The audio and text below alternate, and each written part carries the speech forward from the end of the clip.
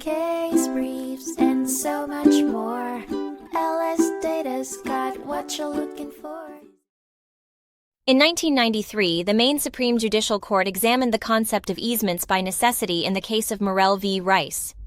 The case centered around a dispute between Robert and Nancy Morrell and James and Rita Rice over access to a landlocked parcel of land in Brunswick.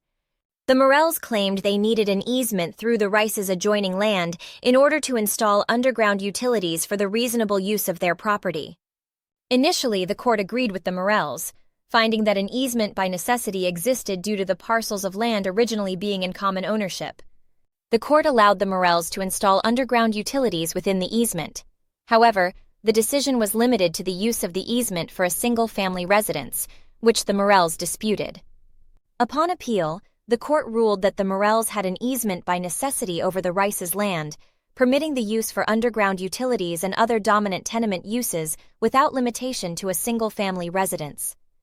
The court also removed the restriction on the easement serving only a single-family residence, allowing the Morrells to use it for other purposes.